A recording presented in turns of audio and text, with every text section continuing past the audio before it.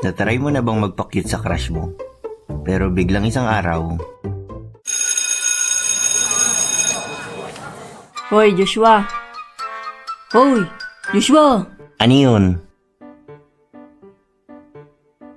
Sino yung kasama mo kahapon? Kaibigan ko, bakit?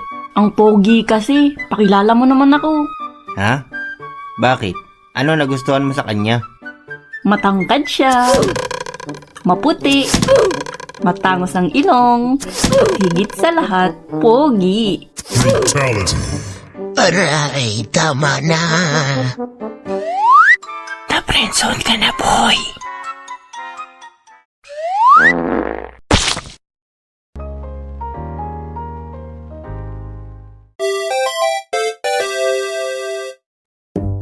Ang hirap talaga pag na-friendzone ka. Bukod sa masakit, sira na agad ang diskarte mong manligaw sa isang babae. Kaya ipapakita ko sa inyo ang mga senyales pag na-friendzone ka na. Ang una ay ang pagtawag sa'yo ng friend ng nililigawan mo. Oy, Rose, mahilig ka ba sa pansit canton? Bakit naman?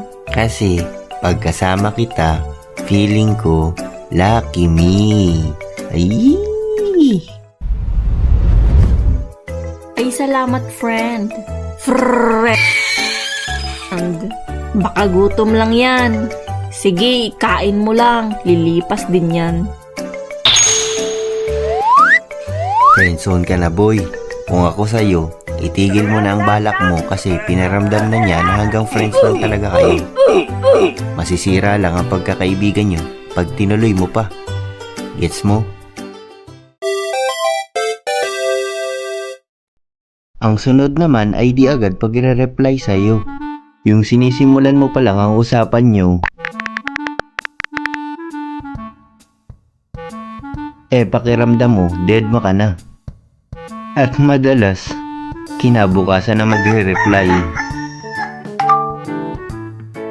At kadalasang sinasabi, ayan, nag-reply na. Sorry, nakatulugan ko. Busy din ako kagabi, kaya nalimutan ko mag-reply. Huwag ka nang kiligin. Friendzone ka na, boy. Teka, anong ginagawa mo dito?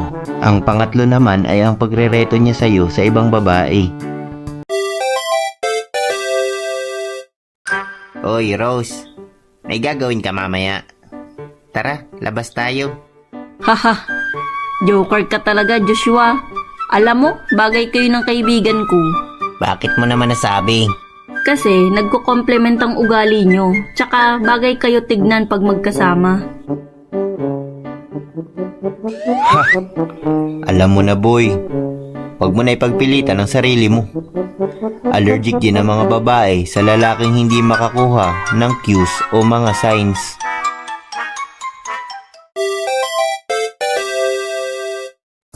Masakit na ba? Meron pang isa. Yung ikaw ang takbuhan ng babae pag may problema siya sa jowa niya. Deka, di ba dapat lalo akong maligaw? Kasi ako yung gusto niyang kausap pag may problema siya sa jowa niya. Sige, try mo siyang puntahan sa bahay nila at umamin ka sa kanya. Okay.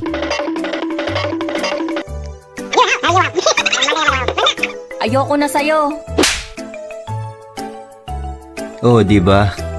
Unfair naman kasi sa babae na sa'yo kinukwento ang lahat ng problema niya, tapos i-take advantage mo sila. Nakakawalang respeto siguro sa pakiramdam. Kaya kayong mga lalaki, pag nakita nyo itong mga sign na ito, malaki ang chance na na-friendzone ka. Teka, sabi ka ng sabi ng mga tips. Bakit? Di ka ba nakaranas na ma-friendzone?